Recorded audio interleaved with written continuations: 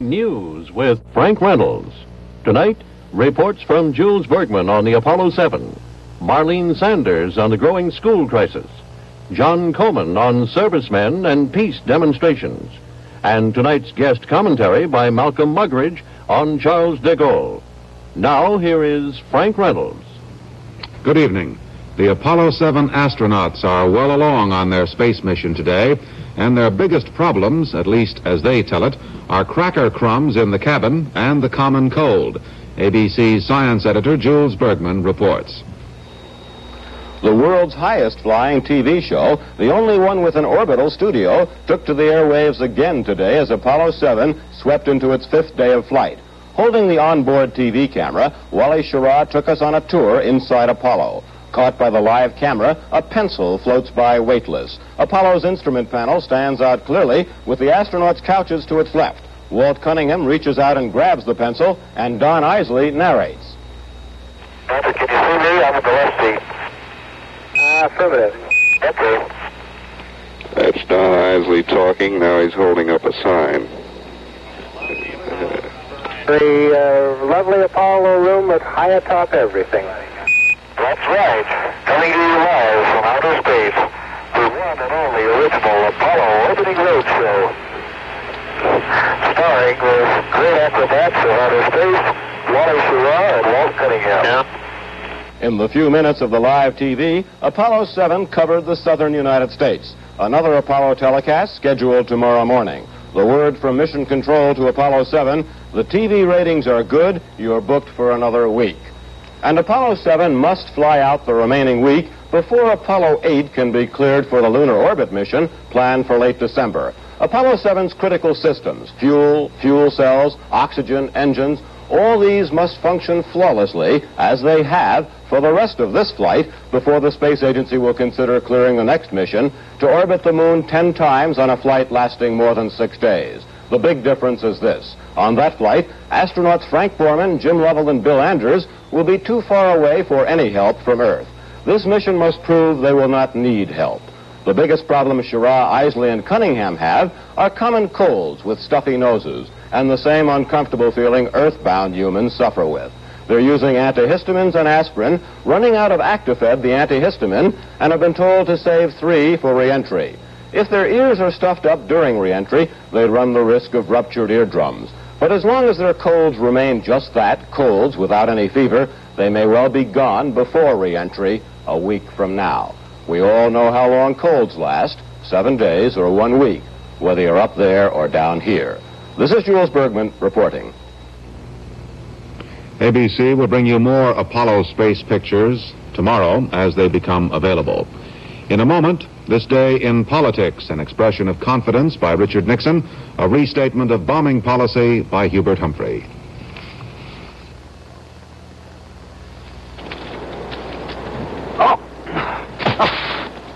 Oh, boy. It'll take half our weekend just to get started. Hey, Raleigh filters. Since when? Since yesterday. I tried Raleigh's and I like the taste. And the coupons are a good idea. Hey, that is a good taste.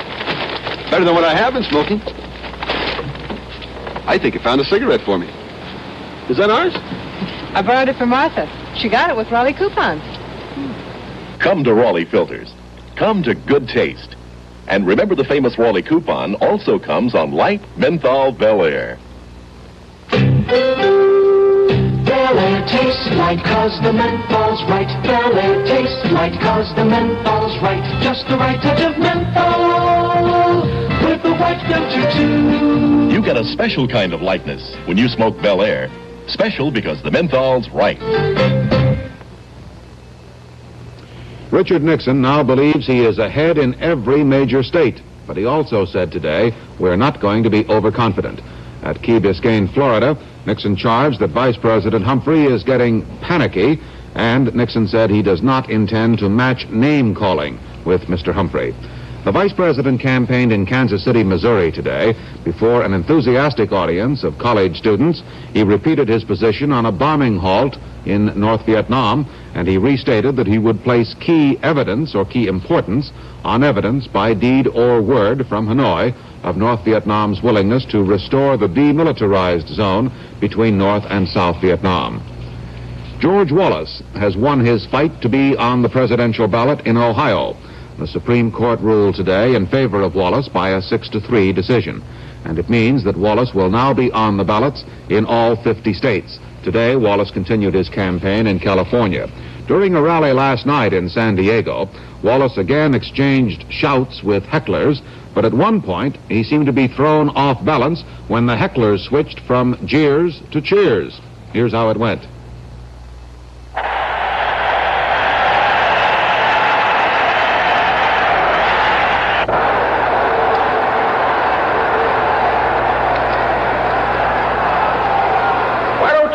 Punks just get on out of the auditorium. Why don't you young punks get out of the auditorium? Yes, law and order today does not exist as a result of people like you. They make it unsafe in a public meeting. They make it unsafe for people all over the country. That's right, you little punk, you. Why don't you come on up here? Come on up here. Let the police handle it now. Let the police handle it. Why don't you young punks get out of this hall?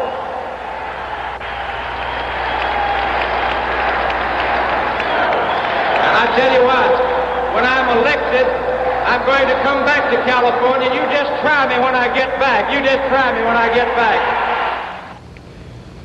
There seems to be general agreement on the need for law and order in the country. And tonight we'll have a report on two of the vice presidential candidates' views on how law and order can be achieved.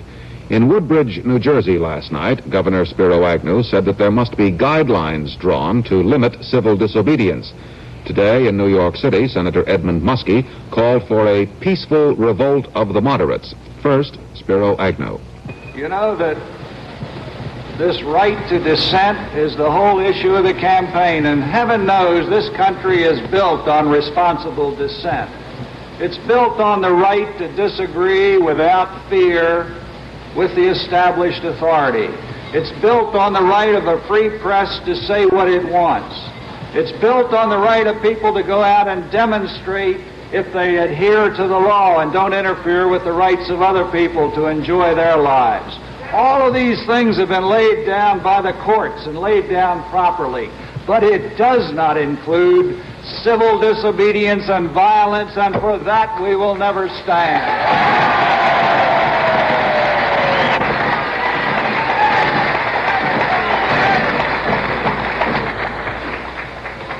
And when one of our principal cities is lighted against the horizon by the fires of those who would take the law in their own hands, and the Vice President of the United States, who is now a candidate for the presidency, excuses and condones that conduct by saying, under similar circumstances, I could start a pretty good riot myself, he is not the man to assume the responsibility of the government of this great republic.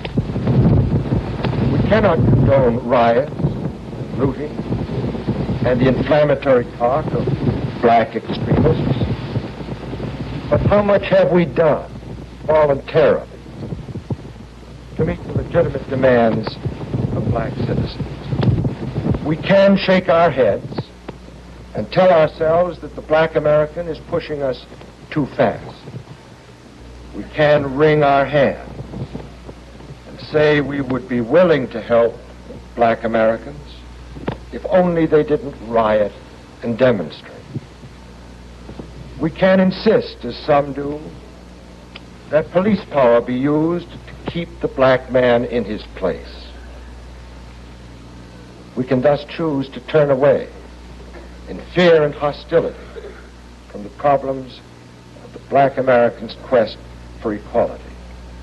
But if we do, we cannot expect that we or our children will live in peace.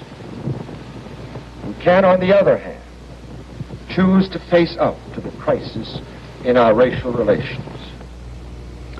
Next, a report on the growing school crises around the nation.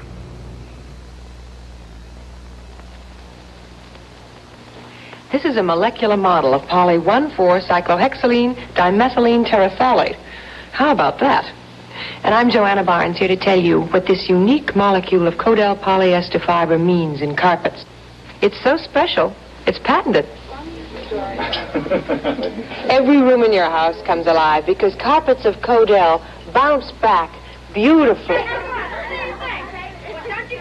Even a house full of kids can't keep Codel fiber down. That's why Codel is the fastest growing carpet fiber. If you can't remember the name Codel, ask for poly 1,4-cyclohexylene dimethylene terephthalate. We also make 2,2,4-trimethyl-1,3-pentane diol monoisobutyrate. But that doesn't go in carpets. Codel fiber has bounced back. Built-in. Count on Codel, a member of the Eastman Kodak family.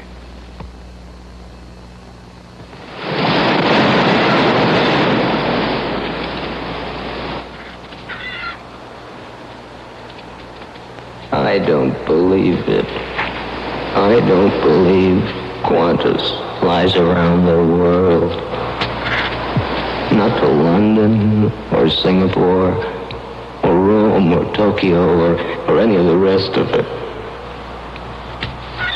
Because if Qantas does fly around the world, why do those travel agents send everyone here to Australia, to ooh and ah, and call me that name, Teddy Bear?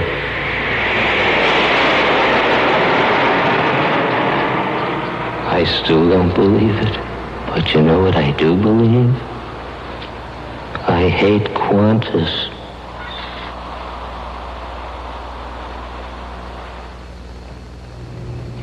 All across the nation, for reasons ranging from new left political activity to trade union job security, demonstrations disrupt the classrooms. This week, students occupied a building of the University of California at Santa Barbara. An explosion damaged a building of the University of Michigan at Ann Arbor. There were school boycotts in Chicago and in Philadelphia, and bomb blasts at New York University in New York. But the major disruption involves New York City's public schools with their 1,100,000 pupils. ABC's Marlene Sanders reports. The city's 55,000 teachers walked out again over the question of decentralization.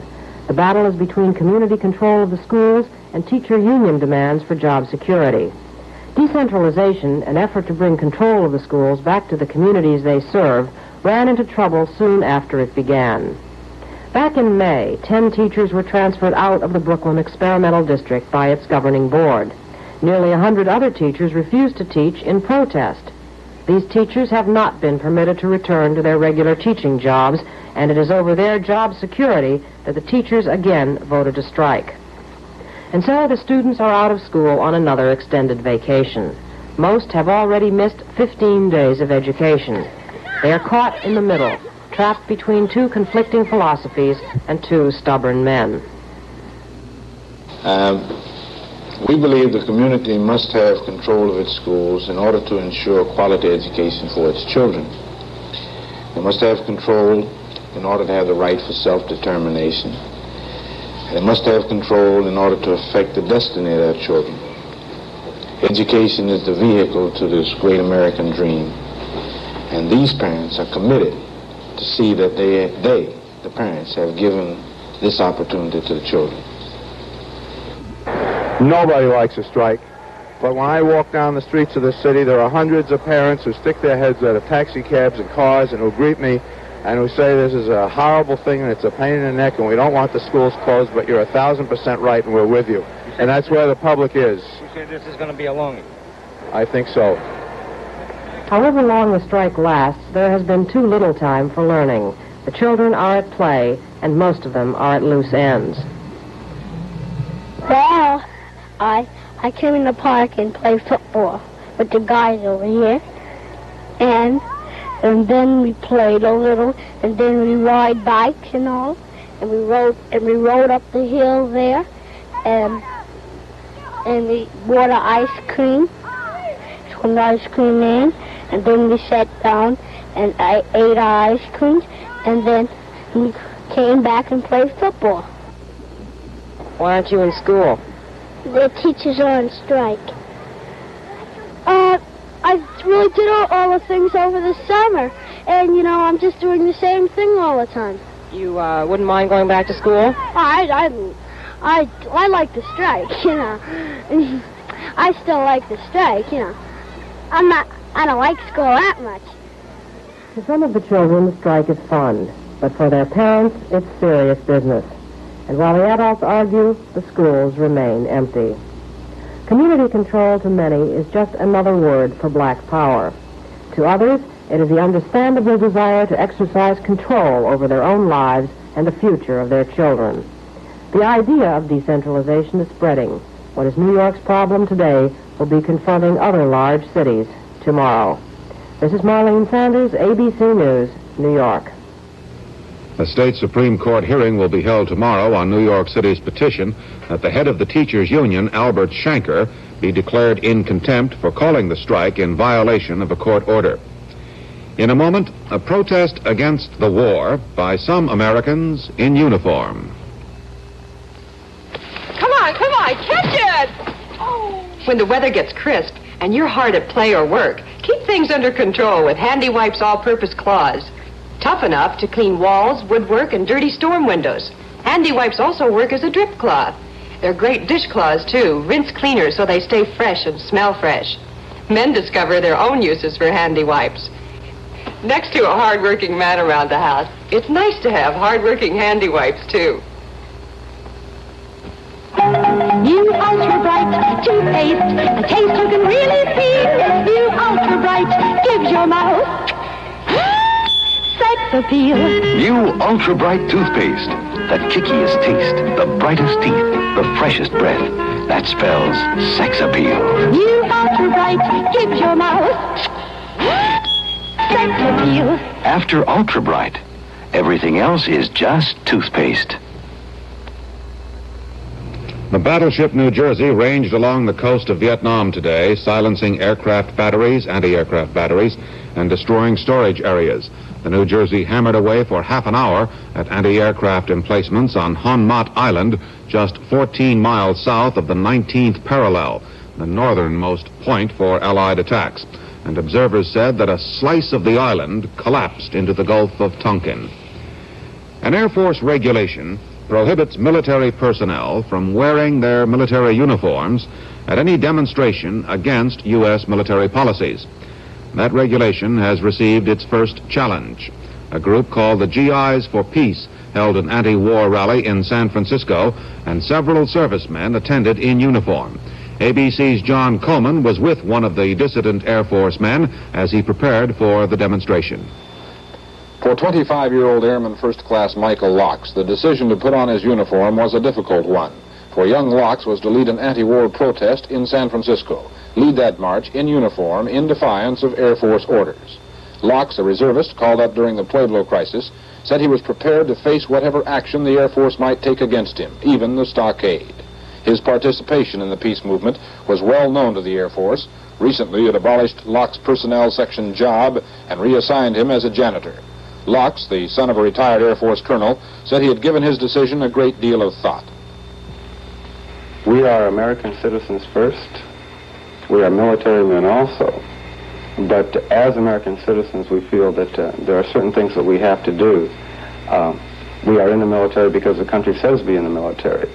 Therefore, we are participating more or less in the war as military men. However, we have a right and a duty as American citizens to at least criticize what we feel are basic betrayals of the ideals upon which America was founded.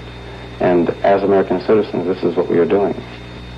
Michael Locke's outfit is stationed here at Hamilton Air Force Base, just north of San Francisco. The Air Force would not permit us to interview anyone, officer or airman, on the base. An order forbidding interviews came down Thursday in direct response to the peace parade plans. The idea, an officer said, was for the Air Force to all but ignore protesters like Locke's, to keep the Air Force reaction as low-key as possible. Another order, read only days before to all Air Force personnel, prohibited airmen from wearing their uniforms while taking part in any anti-military demonstration. Parade organizers claimed it was an example of military harassment of servicemen planning to march in the peace parade. Officially, the military did not say whether it would prosecute servicemen who marched in uniform, but the parade organizers decided to take no chances. They told their active duty marchers to not wear their uniforms. They wore white caps to identify themselves as GIs, reservists, and veterans. Only a handful showed up in uniform. Parade leaders said some 200 active duty GIs led the march as it wound its way in orderly fashion. They emphasized they wanted a completely peaceful demonstration. Only the night before, they had firmly discouraged one would-be marcher who announced he wanted to burn the American flag. They massed before San Francisco City Hall without incident. The military said it made no arrests, and Airman Locks capped the day's protest by reading the recently issued Air Force order. The Secretary of the Air Force has specified that Air Force members will not wear the uniform at any public meeting, demonstration, or interview.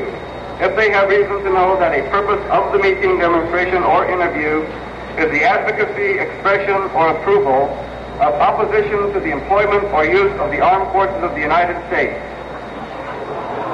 I'll tell you right now that I can think of no greater cause for which to wear my uniform than the cause of peace.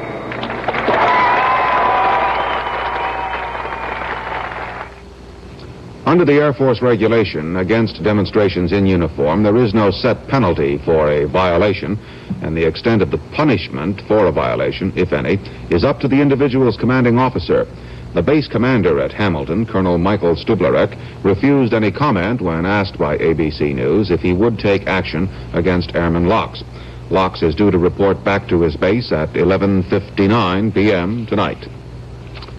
Next, commentary by Malcolm Muggeridge on Charles de Gaulle.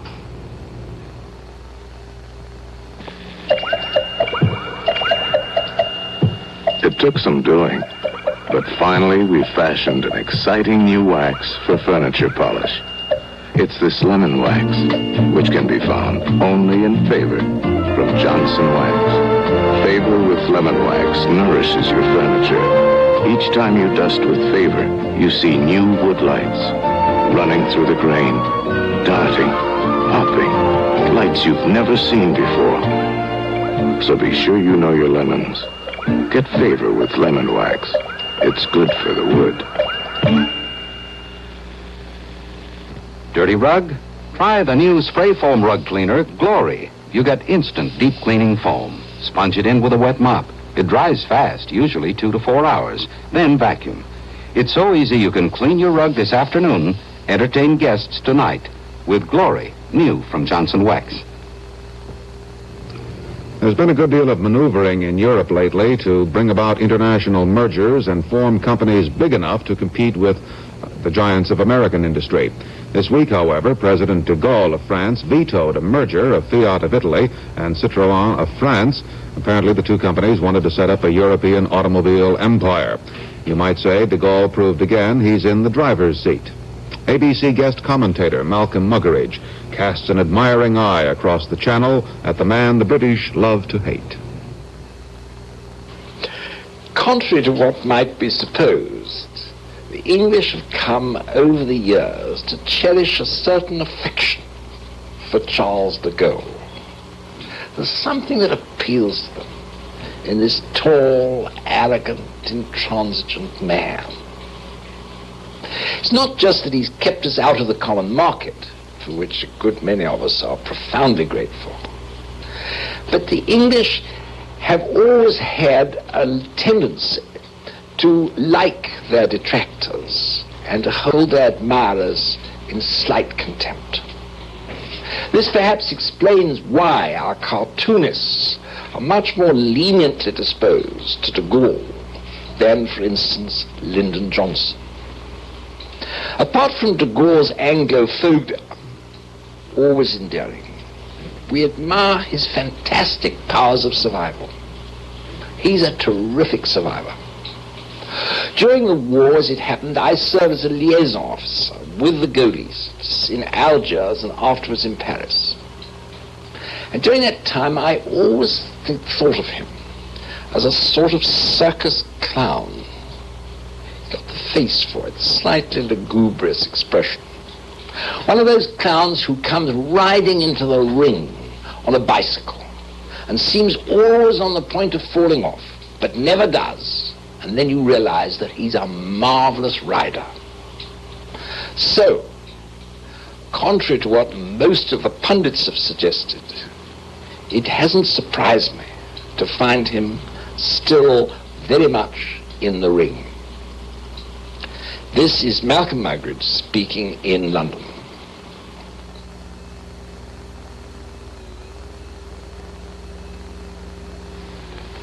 What's the Today way to start a party? The Today Nuts from Planters in the blue and yellow can. And for snappy snacking, dry roasted nuts in the slim waist jar, using absolutely no fats or oils that add calories. What's the Today way to pack your snack? The Today Nuts in the handy cello pack. For an any time of day munch or a get-together with the bunch, get the Today Nuts from Planters. And get them today. Jim Burton knows the right kinds of food and exercise will keep him in better shape for the future. One especially right kind of food is Fleischmann's margarine. It's made from 100% corn oil. And in a low-saturated fat diet, no vegetable oil is better for you. A medical fact. But what's health without enjoyment? The good taste of Fleischmann's is the other reason it's America's favorite premium margarine. Fleischmann's margarine. Stick or soft. Made from 100% corn oil. In Mexico City today, an American trackman turned in a truly Olympic performance in the 200-meter event. ABC's Chris Schenkel has the details from Mexico City. Earlier today, a heat in the men's 200-meter dash featured America's star Tommy Smith. At Olympic Stadium, Jim McKay described it in this fashion. Edwin Roberts of Trinidad. It's a good start. Tommy Jet Smith in lane 3, running easily and with no trouble. However, he's getting a race from two men on the outside. It is Eigenherr and Roberts. Eigenherr, West Germany, is coming on very strong. So also is Asadi of Kenya. It is Tommy Smith qualifying along with Eigenherr, Roberts, and Asadi of Kenya. The time 20.32, if that becomes official, will be marked down to 20.3, which would tie the Olympic record. And it did tie the Olympic record of 20.3. In addition to Tommy Smith, 3 Americans will be in the second round of the 200-meter dash, and that includes Tommy, of course, John Carlos, and Larry Quistad. Tonight on ABC television, exclusive live color coverage of these events. The women's 100-meter dash, the men's 400-meter hurdles, the men's 800, and the discus finals, as American Al Order goes for 4 straight in Olympic gold medals. That's tonight at 7 Eastern Time, 6 Central Time. You know, even though Olympians are the best in the world, not all works well during competition. Like this featherweight weightlifter who weighs only 132 pounds, Mayadini Khrushchev. He is trying to lift 309 pounds. Watch.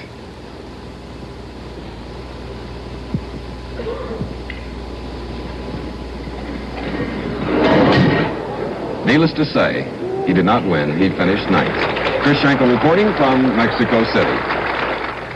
Give him A for effort anyway. That's tonight's news and comment. I'm Frank Reynolds. Good night.